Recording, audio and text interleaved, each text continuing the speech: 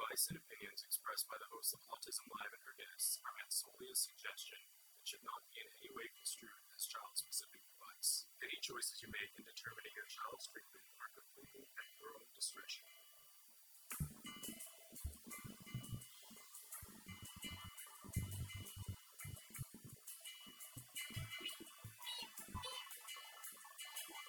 Good morning and welcome to Autism Live. I'm Shannon Penrod, and we are going to do a parent-to-parent talk a little bit later on in the show about reducing your anxiety about your child's future.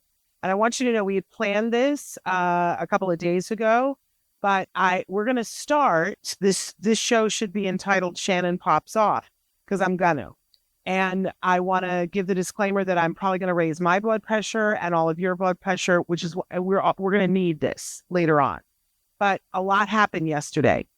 And you know, if you've been watching the show this year, that I made a promise to all of you in January that we were going to be as positive as we could and, you know, take things as they come and not deal in fear and fear mongering. But that I said very particularly, because a lot of you were writing in over the holidays with grave fears about the Department of Education and what that was going to mean to your children. And I made a promise to you that when things happened, I would let you know. If you watched on Monday, I said I missed it somehow in the crawl that a bill had been proposed in the House of Representatives that had 32 representatives sponsoring it, calling for the end of the Department of Education. I asked you to call your representatives. Well, then the poo hit the fan yesterday afternoon, and it is critical that people take action today, because stuff is happening today. Let me run down for you if you missed all of the news. Yesterday, they announced that they were laying off and firing 50% of the workforce of the Department of Education. Now, that's not good, right? But I don't think there's a person among us that believes that there's no redundancies or that they couldn't make some cuts and be more efficient, right? And so we're all being told to just, you know, accept that this is what's happening and that they've mindfully cherry-picked the people who are a bureaucratic bloat, is what Linda McMahon said. 50%, okay? That seems a lot to me. But my friends, we got to watch the ball, and there's more happening than just that. A couple of things I want to make you aware of. First of all, Linda McMahon, who is now the head of the Department of Education, I believe in giving everybody a chance, right? Well, she's already failed. She's already had her chance, and she's already failed. And I'm going to tell you why in 1 second. But before I say that, I want to say that, you know, for any of you who are watching, you're like, oh, this is just a political thing. I want to make you aware. Please go back and watch 13 years ago when I popped off on Kathleen Sebelius, who was at the time a Democrat appointed by Obama, who was the Secretary of Health and Human Services. And I popped off on her on a regular basis. And we had a joke in my family that, you know, her name was Kathleen Sebelius, and that if I ever meet her, she's going to hear it from me, right? It is not just about which party affiliate you're with. If you come for our kids, I'm coming for you. And Linda McMahon, I'm coming for you right now. Because last night, she was on Fox News with Linda Ingram, and she was talking about how we didn't all need to worry because she had cherry-picked the people that were not going to affect programs like grants and IDEA. She is the one who said IDEA. And then Linda Graham said to her, what does that stand for? And the 76-year-old Linda McMahon said, well, do you know what? I'm not sure I can exactly tell you what it stands for, except it's the programs for disabled and needs. That's what the sentence was. I don't know what IDEA stands for, but except it's programs for disabled and needs. She did not even put a person in there for disabled children or students with special needs. She just said disabled and needs. Then Ingram, clearly flustered, said, well, I've been I don't even know. It's probably Individuals with Disabilities Act. Linda, great guess, except you left out the E, which stands for education, which is one of the most important words in the title. And it's also what the person you're interviewing is the head of. And then is it like, as if it couldn't get worse, Linda McMahon said, well, you have to understand, this is my 5th day on the job. I'm really trying to learn all these terms very quickly. Okay. Your 5th day on the job, that's your excuse for not knowing this. Everyone who's watching this, if you are an individual on the spectrum or you are the parent of an individual on the spectrum, what she just told you was, this is not my priority. I've had 5 days, and in those 5 days, and she says, this is not my idea, cutting all these people, that she got this from, that she was ordered to do this. It was not her idea. She firmly puts it all on the president's back. But in those 5 days, you did not prioritize knowing what it was that helps our children, who are not just known as disabled and needs. Thank you very much. And this whole 5-day excuse thing, excuse me. I knew, like Thanksgiving time, that you were the person being tapped for this. Are you telling me that you only started cramming for this test when you were being paid? Linda, no. And are you telling me that in your job, with wrestling, if you had a match coming up in 5 days, that you didn't bother to know the names of the wrestlers? Linda, I don't know how stupid you are, but don't take us for stupid, right? It wasn't your priority. You chose not to make it your priority, and we need to listen to that and act accordingly. But my friends, this is not the worst thing.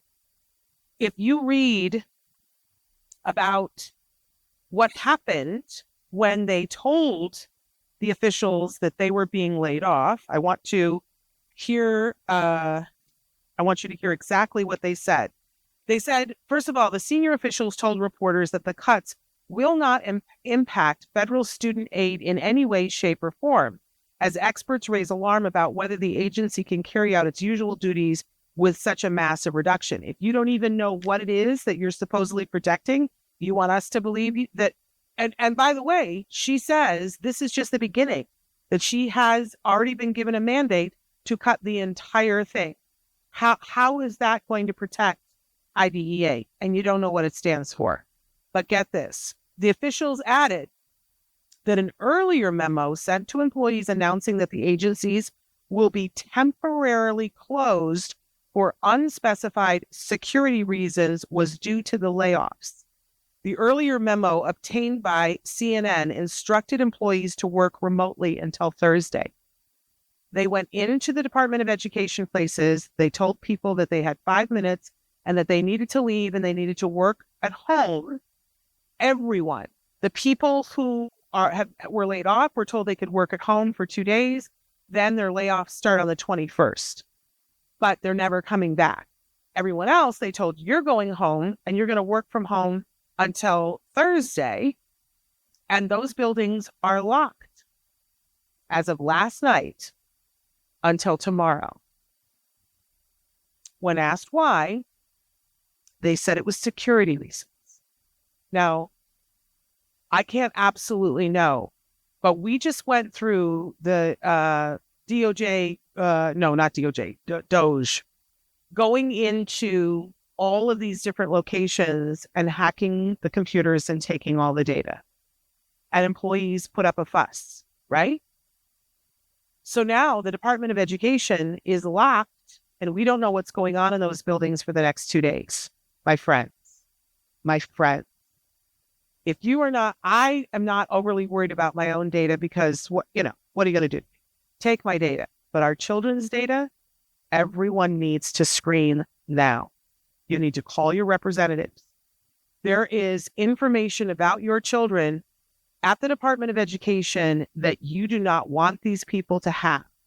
That your child is special needs, what your child's vaccination records are, If your child is identifying as being non-binary, do not allow for these people to have access to your child's records. This is a critical moment in time. I am begging you, please, even if your child is no longer in school, your child's records are still housed there. We do not want that information to be stolen from our children. I am begging you. You call your representatives. There's a great new app that I just downloaded as the show was starting called 5Calls. It's an app that helps you to be able to identify who your representatives are. And I am begging you, call them today. Tell them, I don't support this. I want to know what's happening. I can tell you that they keep track. They keep little hash marks. You're going to feel like, what did it really matter? But it does matter, because they'll say how many people squawked. And that information, we've already seen this administration takes heat on that, right? We saw tariffs slow down. We saw, Social Security, things slow down when they see, they're ticking us off. Now is the moment. We keep wondering, like, when do we stand up? When do we say something? It's going to be too late if you wait till next week. You've got to say something today. For your kid, for everybody's kid, make those calls today. And then if you have more time, send emails and share it with everybody you know. And if your child, you're homeschooling and you're like, I've already figured it out, that's great. Your child still has files at the Department of Education that have very critical private information that you do not want some entity, these 23-year-old young men who are expert hackers, who are not legally bound to, keep that information safe. Do something today and let them know this is not okay. They have not outlined a plan for us of how our children's IEPs will be upheld while they do away with 50%. She doesn't even know what IDEA is. Let's not be mistaken. She's not on your children's side. She didn't even refer to them as people. Oh, okay. Now we've all raised our blood pressure. So I said to you earlier in the week that I'm making shows based on what people call me and say. And I had a phone call on Monday that absolutely ripped me to the core of my being, where a parent was talking about how much anxiety they're feeling about their child's future right now and how they're finding it hard to sleep and how stressful it is. And it's not the only phone call that I've had this way. But in this phone call, the parent brought up something to me that really set me back. They said, I'm concerned about this. I'm concerned about that. I'm, concerned about all of this stuff. But she said, Shannon, have you been hearing from other parents? Because I belong to a group and here is what our concern is. Because in the address to the Joint Congress the other day, the statement was made about that there are only two genders. And we saw yesterday that on the floor of the House, there was some very controversial behavior where I don't want to get into all that, but they're making a stand saying we're not allowing for there to be any, it's all binary, right? Two genders, that's it. And a lot of our kids statistically don't fit into that category.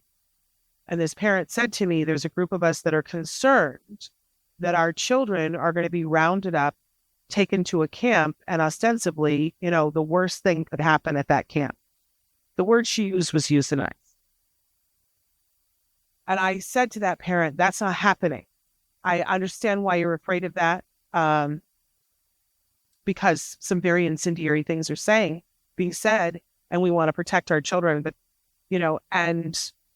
we know that happened, although people have been denying the Holocaust recently too. It happened, and people were put to death. I understand what the concern is, but I said to her, that's not happening, not in this day and age, not with the internet, not what we have a community of people that will never allow that to happen.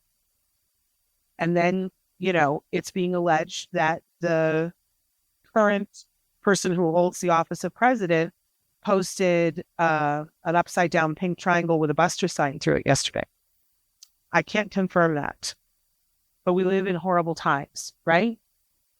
But because of that conversation and other conversations that I had the last couple of days with parents, we decided to do a thing about how to reduce your anxiety about your child's future.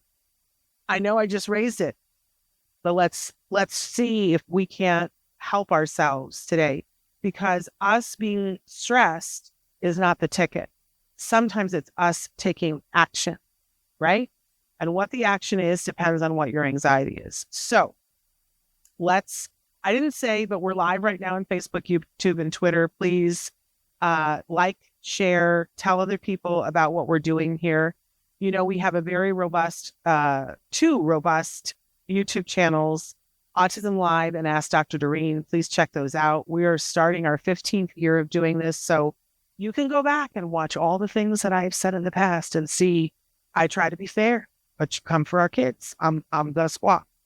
And they're coming for our kids, friends. We all need to wake up. They do not have our kids' best interests at heart. And you know I don't say that lightly, but that's what I'm seeing. Okay. Also, we love it when you guys write in. I'm saying hi to Rodney and hi to Anna.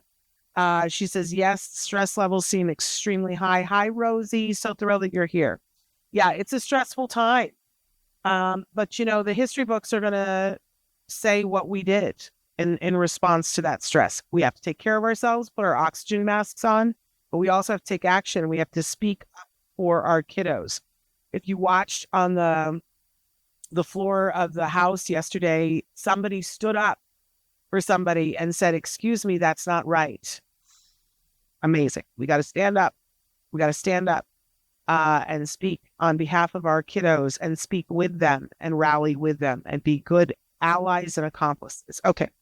I also want to say that I know that most of you are listening in podcast, and that's a wonderful thing, and we appreciate you. When you download, we're available everywhere you get your podcasts, and when you download it, you get advertisements. That's how we make it free for you. If that's not your thing, you can pay a $5 subscription fee to get everything that we do, and you get it ad-free. So if you want that, you go to glow.fm/autism-live, $5 a month, and you get it all in your inbox. Let me tell you something. If you're afraid you're going to miss some of our shows in April, I would definitely sign up for it, because you're going to get all of them. And some of them are going to be in Spanish. I'm so thrilled, and we appreciate our fabulous Chris Desmond so much for making that happen. Okay, let's launch in, though, because I don't know about you, I need to lower my blood pressure right now. So let's talk about how we can do this. So let's go on to our first slide here. And I don't know, should we go through them fast and go back? Chris says it's up to me. All right, let's go through them fast, and then we're going to go back and talk about them. But number one thing is you got to identify what the fear is. You got to say what it is. Let's go on. We'll talk about what fear is. Go ahead, go on. We're going to talk about putting your fear on trial. Then number two is ground yourself in this moment. We'll do just a short little thing about that. Then we got to gain allies. We got to get more people than just us, right? Number four, I think I have 8 of them. Make a plan for what you can change. That's why today, what you can change, you can make a phone call, right? You could all make a phone call. Number 5, we're going to assign jobs to allies, friends, and even strangers. We're going to ask strangers for help. Number 6, we're going to create a competitive, positive outcome vision, right? That's going to help us a lot. Number 7, we're going to take action toward that positive vision. Number 8, we're going to make positive, proactive, I can't talk all of a sudden, affirmations. I can say it. And we're going to practice those. Number 9. Yep. Oh, here's some more things, but it was 8. More things that we can do that we kind of poo-poo, but let's go back to the beginning, because here's the thing. We have to identify the fear. And it's different for everybody. What's the thing that's kicking your can this morning? Are you, like me, concerned that your child's personal information is being taken? A lot of you, I know we had a discussion on Monday and somebody said, I'm afraid to leave my child with other people. My assumption is you're afraid your child will be hurt or, heaven forbid, molested. What is your current fear? And we talked about on Monday that sometimes when you say it out loud, especially when you tell it to another person that you trust, it's funny how much gas it takes out of it.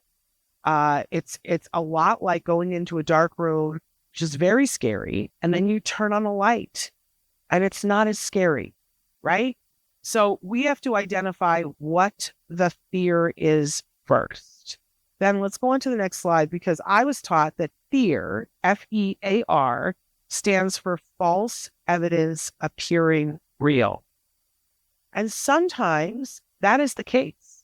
The thing that we are afraid of, it's like a ball of rubber bands, right? And we see it as this whole thing, but if you start taking things off, it's really nothing. Do you know? That isn't always the case, but sometimes it is. And it's important to look at it through that lens and go, is this just what I'm afraid of, or do I have reason to believe? So what we're going to do is, once we identify what the fear is, we're going to put that fear on trial. You can go on to the next one. So what does that mean? If we put fear on trial, means we're going to ask it questions. We're going to ask for basically what they say now is receipts. We're going to ask for witnesses. We're going to ask for evidence. So, sometimes what we're going to find is that it's all a nothing. But other times we'll go, there's enough here for me to warrant a search warrant, right? To dig deeper. Do I know today that Doge is going into those buildings and stealing our children's personal information? I don't. But if I look at the receipts, that's what they've done with every other place that they have fired people, which gives me reasonable doubt, right? And so when we have reasonable doubt, then we're going to create the next step and take a plan to figure out what we can control.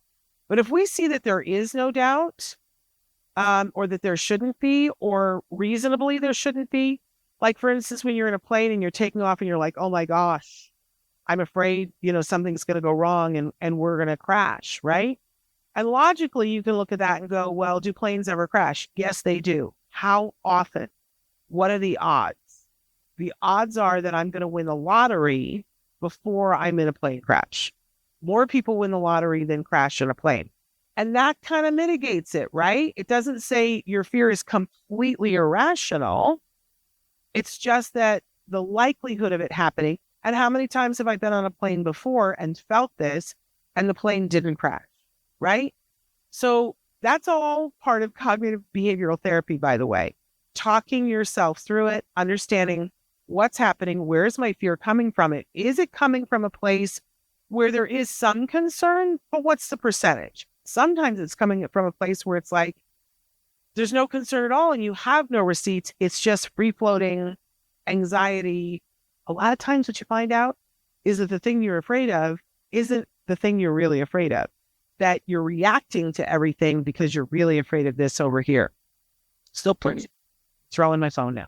Put your fear on trial. Ask it questions. Ask yourself questions. Ask for the receipts.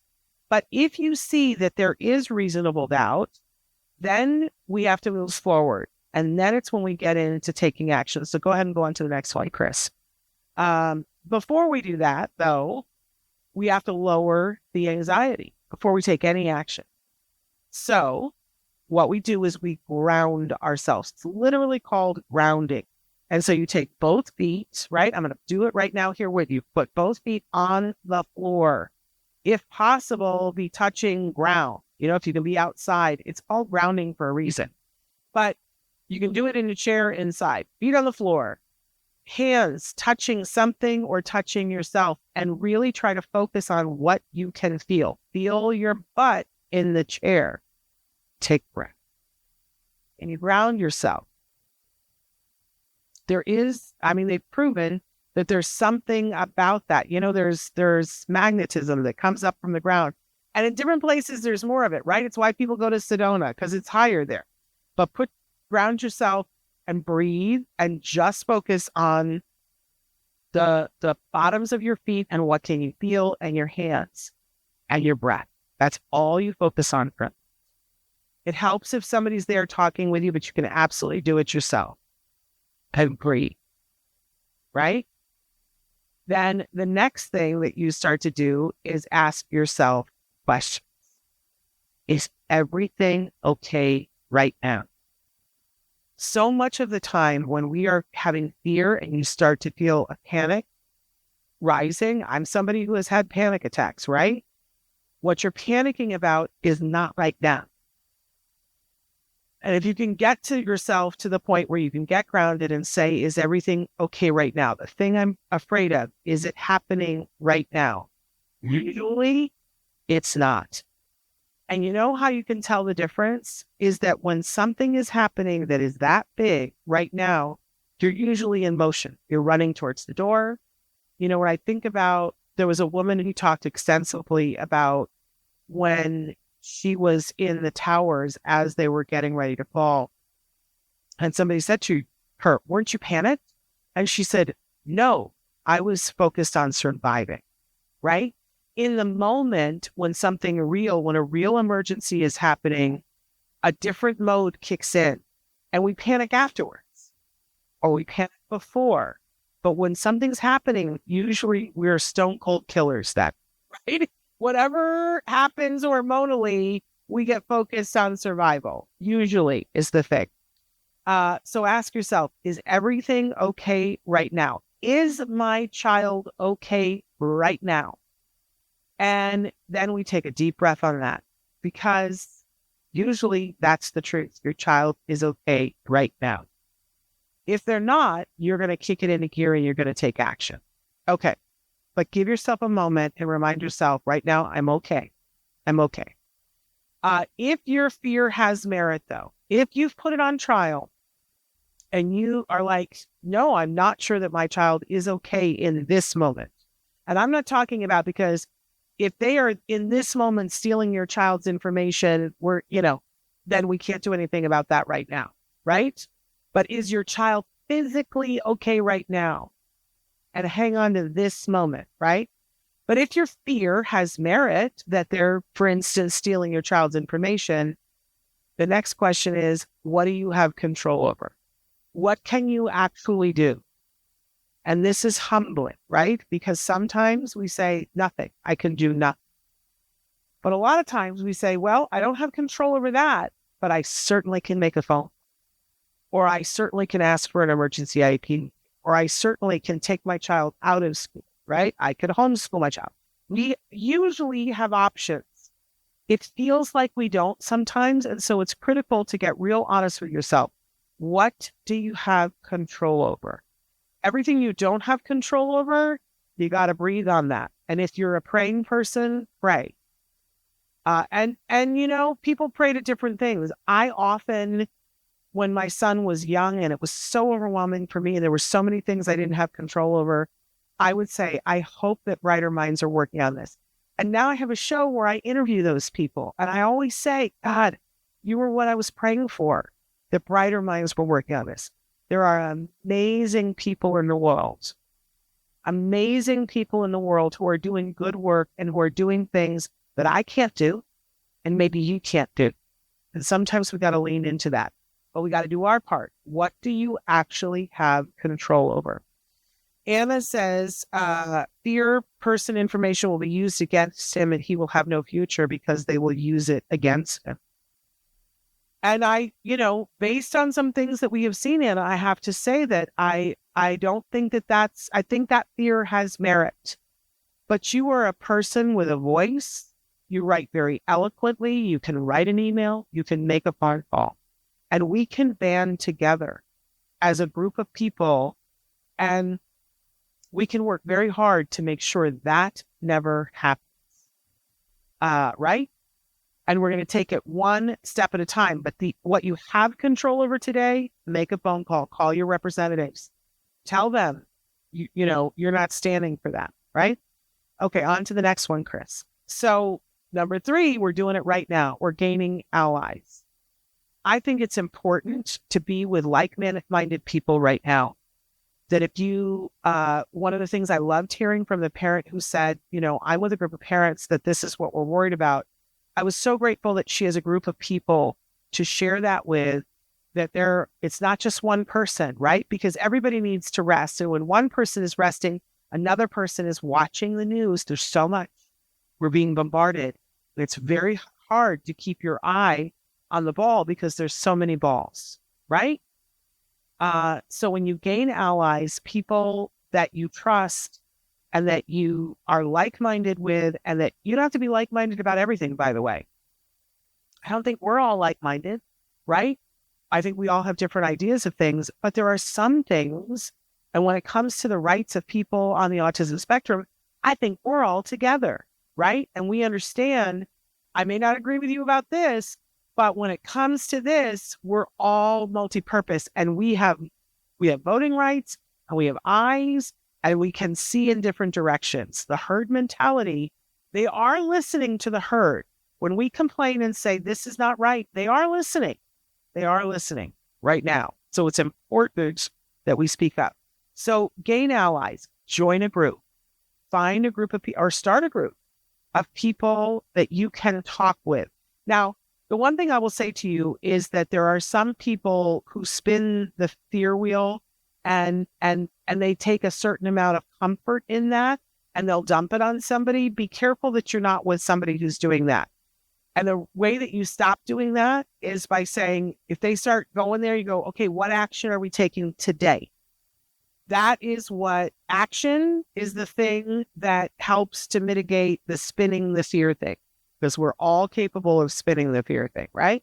So gain allies, and these can be everywhere. Identify who those people are, know how to get a hold of them, start a weekly group, a monthly group, whatever, or a chat so that you can talk to each other.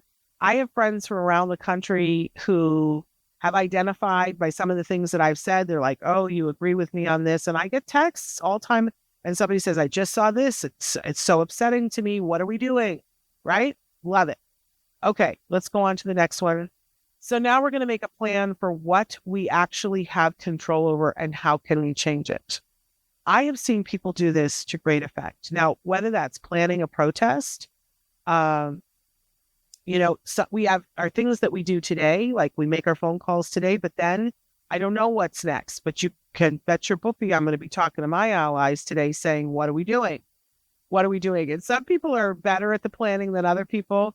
I'm really good at showing up.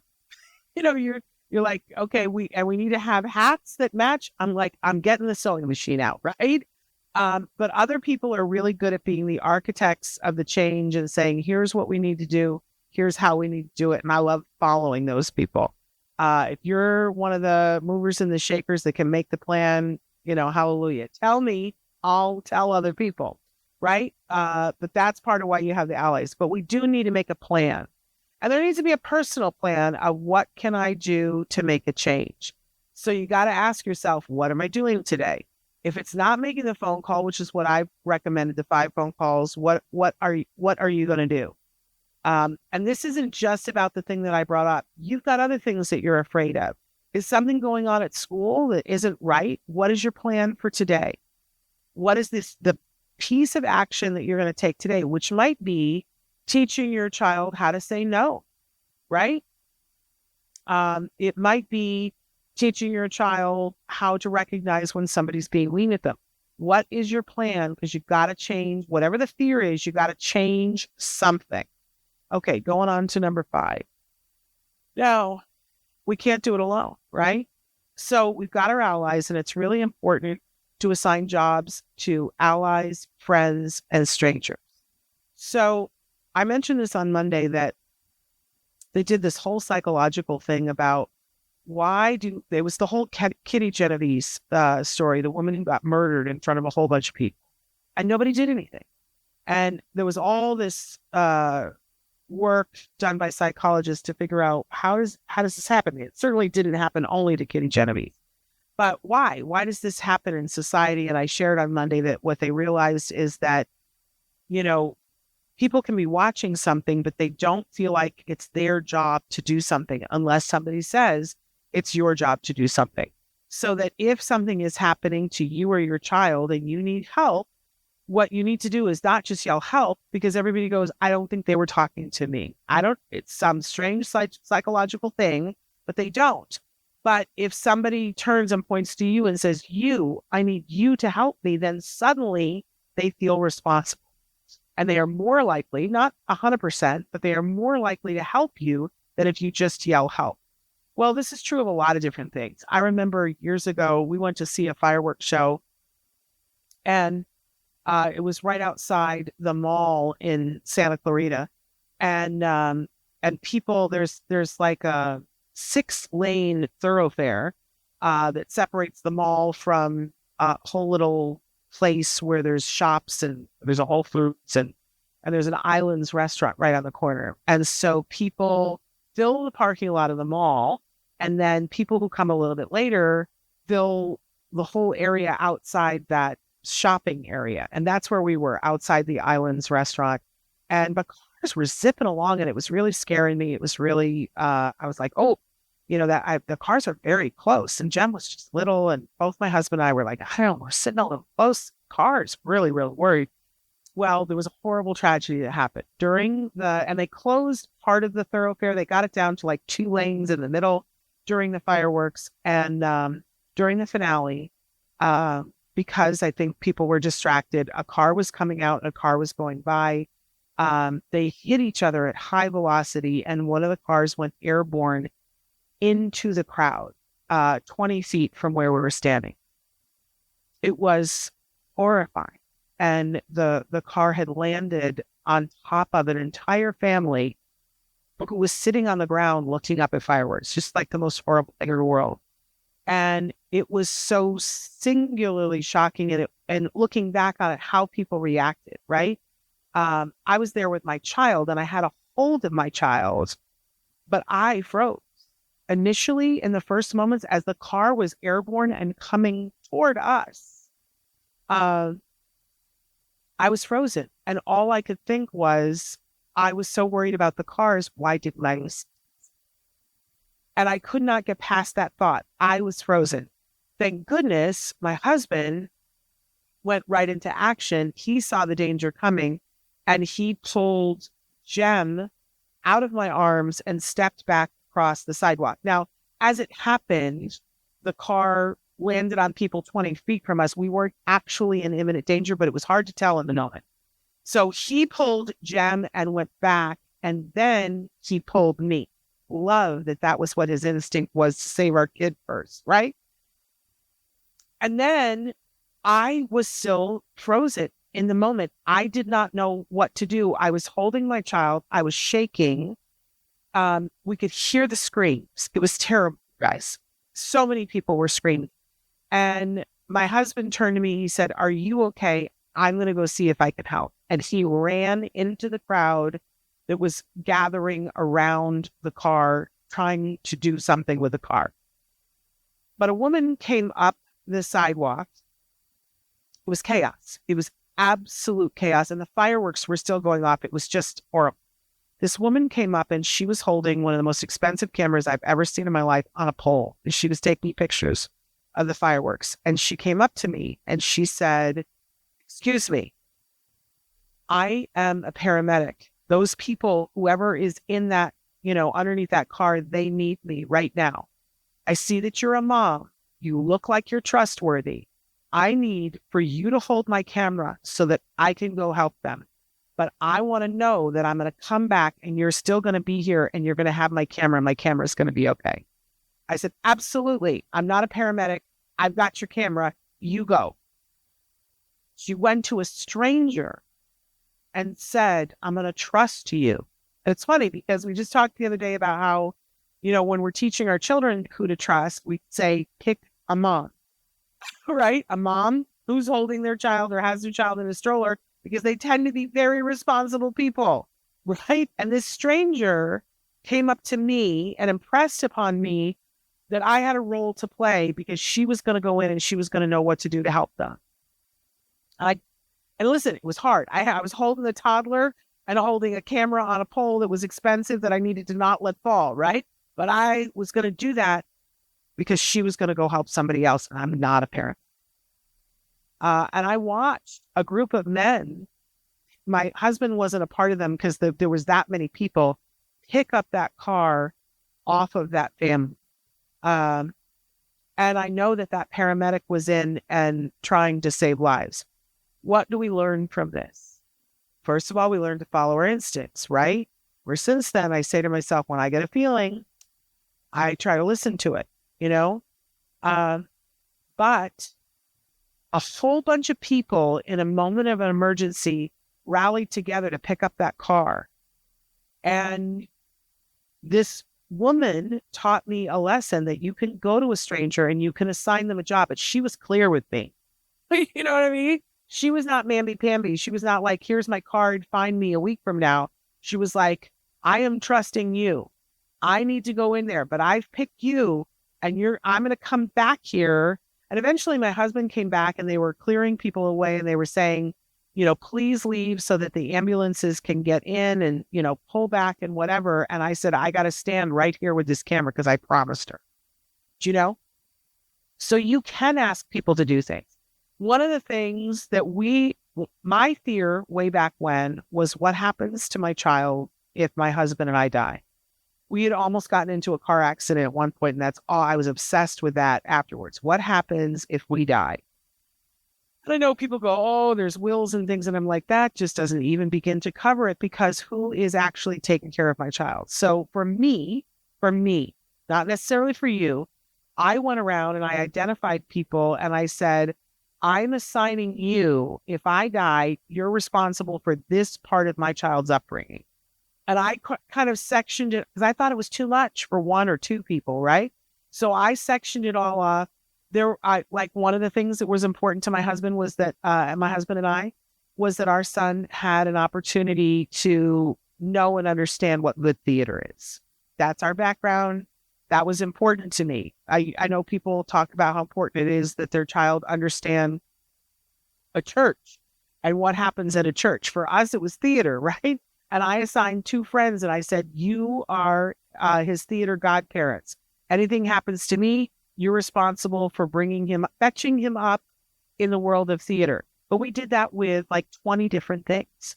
That we had somebody who was responsible for teaching him about finances, somebody who was responsible, that we had two lawyers we were like, you're responsible for helping him if he has a legal issue. Another person who was a doctor and a nurse, and we said, you're responsible if he has questions about medical stuff, right? All the things that we would do for him, and we assigned it to friends. And as soon as I assigned it to friends, I felt better. My anxiety about his future, I thought, well, it's not perfect, but I even assigned one person to be the czar over everyone. We assigned people who were responsible to be his new guardians, but I said, things change. And I've seen people assign guardians and then they become drug addicts, right? And you can't do anything to take the child away from them, and who knew they were going to become drug addicts? So I assigned a czar and I said, you are responsible for overseeing everything and you get the actual guardianship. So that if the people who have custody of him turn out to not be who I think them to be, you have the ability to take him out, right? So I had checks and balances. You can do this.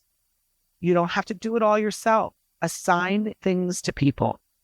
Ask them for things. I remember at one point calling my mother and saying, I need help. She lived a long ways away. And I said, I need you to be looking for grants for me that I can apply for.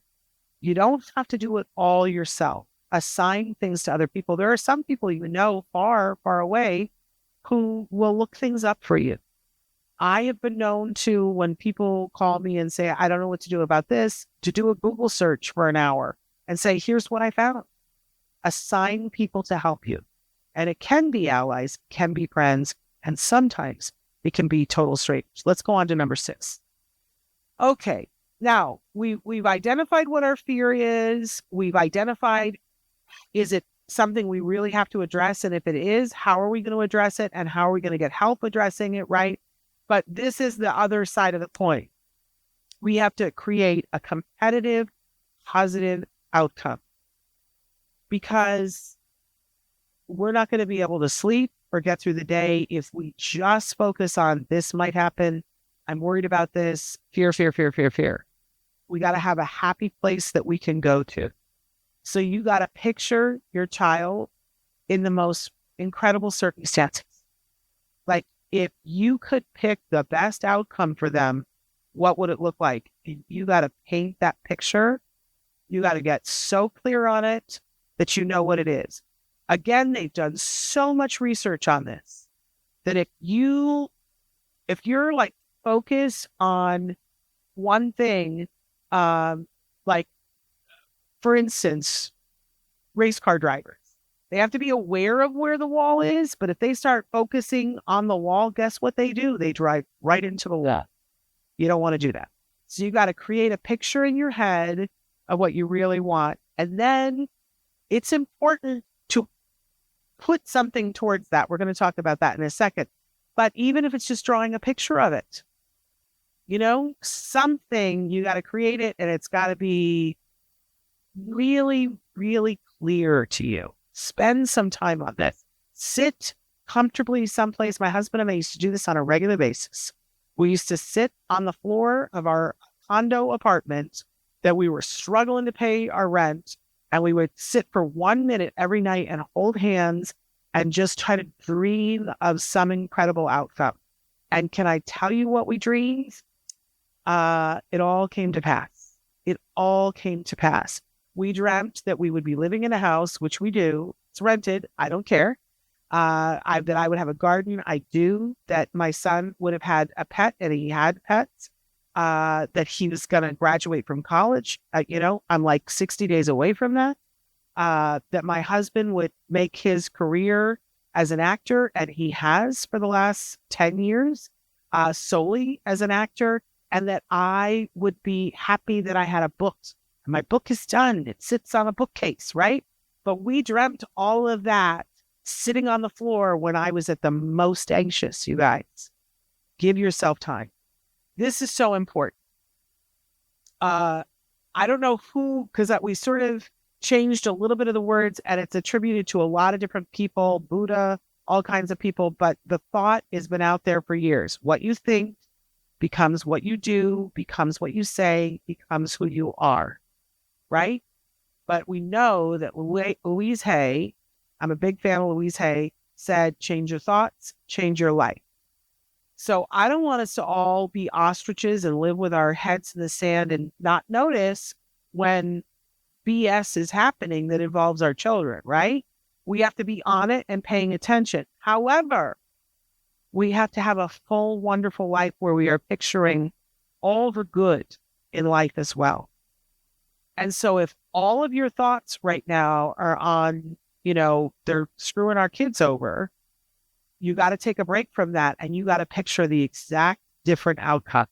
Change your thoughts, change your life, align yourself with those people, take action. We cannot be in the muck all the time. We can't.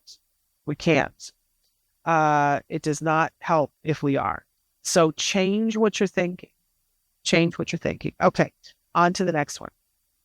Then we got to take action. It's not enough to just think it. People go, I'm thinking happy thoughts, and I'm thinking that someday I'm going to have a garden and it's just going to show up. No, my friend. We got to take action towards that. What are we doing? My book just didn't materialize. I worked really hard on that book. Right? You got to take action. If what your dream is for your child to be an astronaut, that's what somebody said to me a couple of weeks ago. Well, then you need to take them to NASA to tour, to see it. You got to take some action towards that, right? I loved in Christina Adams' book, A Real Boy, her son showed interest in airports. So she would take him to the airport and watch planes take off, right? That seems like a small thing, but that shaped who he was as a person. You gotta move it. Get unstuck, get unparalyzed, take action towards that positive vision. Whatever it was that you dreamt of, my husband wanted to be an actor. Well, that's great, but you got to audition. You can't sit at home and go, I hope someday I'm an actor. You got to go and audition, right? So take even one action today towards that positive vision.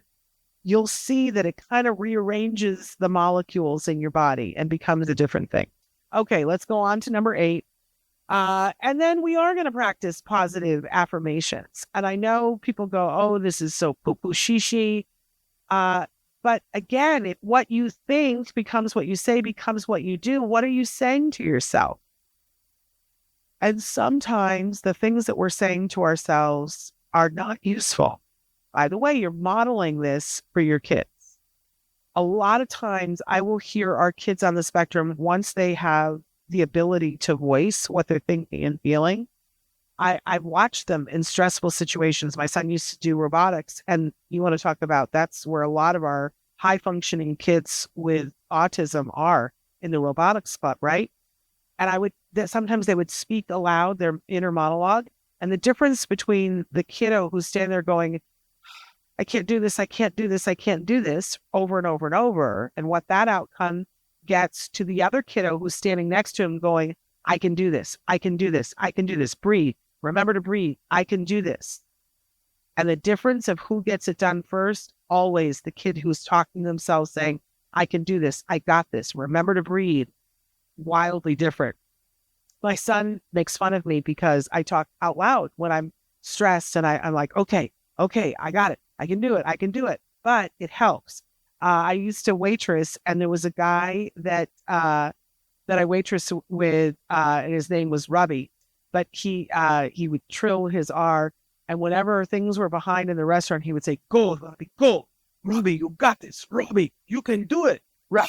And so I say that all the time now, because it was so great. And Robbie would have it, and he would do it, and he would get to more tables, and his patrons loved him, right?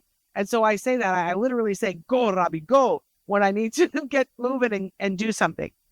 How you talk to yourself sets a standard. And if you're talking to yourself saying, oh, I'm such a loser, we got to change that right now. And you got to change it in front of your kiddo, right? You're modeling that behavior. What would be the nicest thing that you could say to yourself? Let's start saying those things. There are people who say, pick your positive affirmations and write them 25 times a day, or say them while you're walking, at least 25 times a day. And you're supposed to graduate to saying it in yourself in the mirror. And then you say it to yourself naked in the mirror, which is that much harder, right? I don't care how you do it.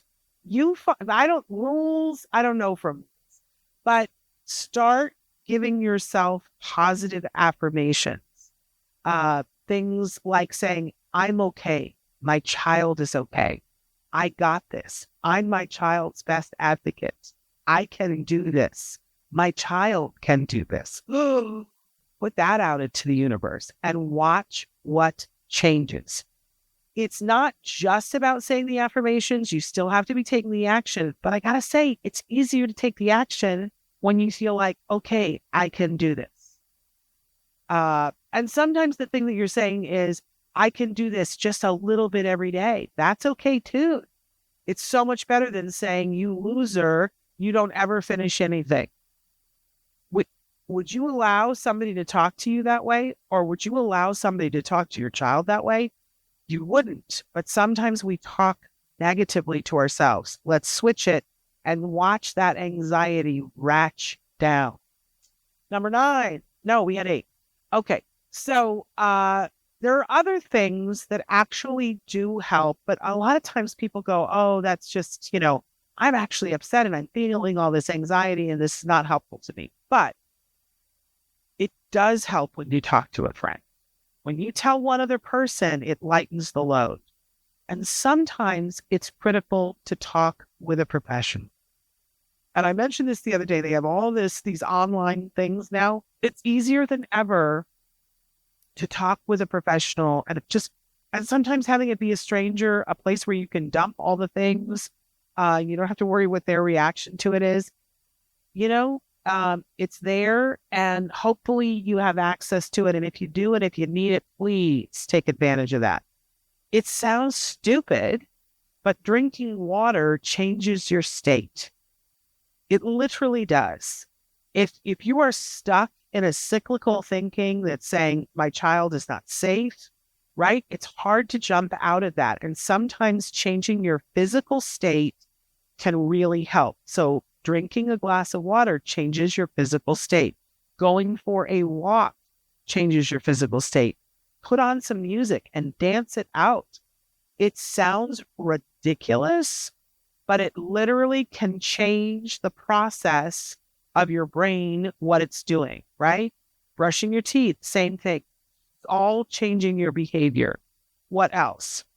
I have to say that if there's something that's really dogging you, that you're stuck in a cyclical thing where you're getting images. I know a lot of us went through this when we went through postpartum, where images would come up that were not good images, right? I certainly went through that, and I heard other women describe this. One of the most effective things that I've ever done, well, first of all, there's tapping, EFT tapping. That's really helpful. There are places that you can do that online for free, and then there are subscription places that you can do that. You can also do that with a professional. If you look on your card, there should be a thing on your insurance card that says where to call for mental health, or the website to visit. And people always say, I don't know how to find the EFT tapping professionals.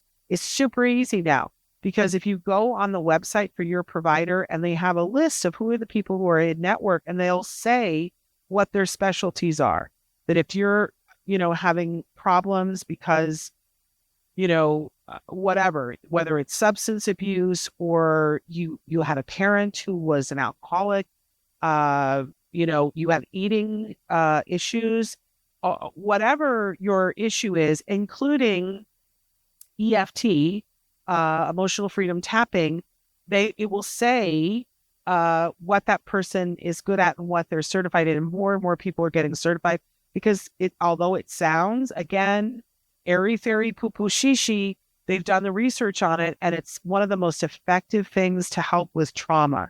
So, and it is a sign of trauma if when you're sitting and relaxing and you're getting images of all the horrible things that can go wrong, that's a sign of trauma. And EFT can be very helpful, very quickly. You don't have to wait 6 months to feel better. Usually within 2 sessions, people start to feel better. So that can really, because it literally rewires your brain in a very no medicine way to do it. So that can be really helpful. But also, I don't know what it's called, but there is a type of, and there are places on the internet that can walk you through this. But if you're having an image, like, let's say you got embarrassed by something, and then, you know how after you do something and you go, oh, that was so stupid, and then it plays over and over and over again in your head. Well, there is a technique where you sit and you bring up the memory, like it's a video in your head, and in your head, you pull out a marker and you start marking over things. And you can put thought bubbles, and you could do things, and you literally, it's like scratching the memory and rewiring it, like remaking it so that it's funny or that it's ridiculous if somebody was mean to you, drawing horrible marks all over their face and big teeth and putting a funny mustache on them so that it takes the bite out of it. By the way, you can do that with your kiddos too. But if visualization is not your thing, you draw it. You draw it in front of you, you draw a picture of what happened, and then you literally take the marker and you write no over it. Can be very helpful at getting you out of that cyclical, compulsive, stuck in a moment kind of thing.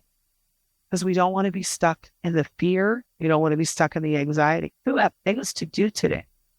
Brilliant things that could potentially change the world. And more than anything, you're showing up for yourself and for your kiddo or your kiddos. And it will not help them if you are stuck in the anxiety of what the future will hold. Maybe the future is a brilliant place that we're going to get to. Yeah, we got some stuff we have to get through first, right? And we need to stand up for each other first before we get to that future. But that doesn't mean that that future is not there. One of the things that I've been reminding myself on a regular basis lately is that there have been many times in history when things have gone a direction that everybody said, oh, that's not how we wanted them to go. And yet we're still here. People got through it.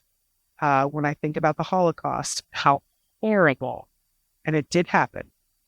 If somebody's out there telling you it didn't happen, listen, I know people, it happened.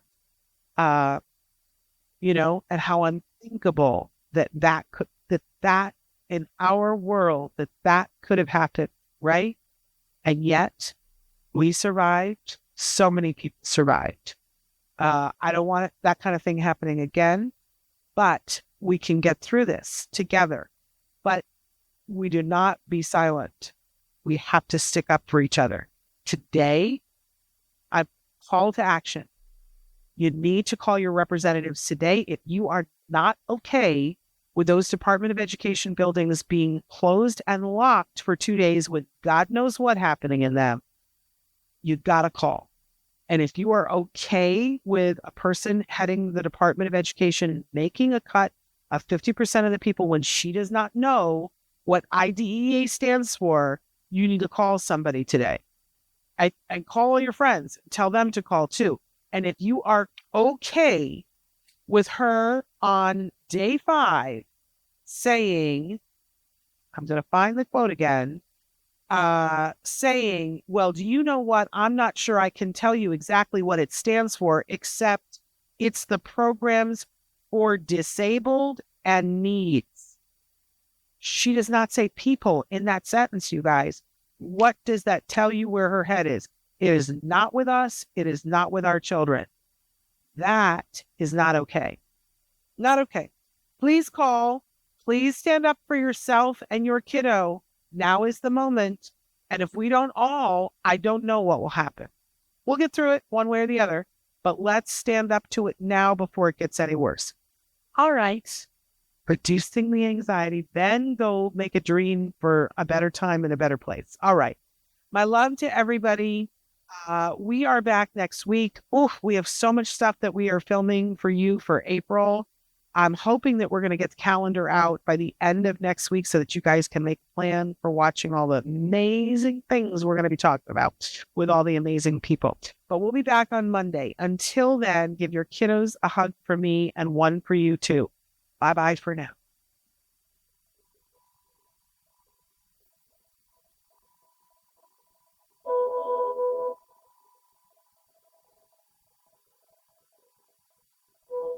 If you found anything helpful in this video, please give us a like. In fact, make sure that you smash that subscribe button on YouTube and give us a like on Facebook. You can also follow us on Twitter and on Instagram for important updates. And please download our free podcast wherever you get your podcasts. Thank you so much. See you next time.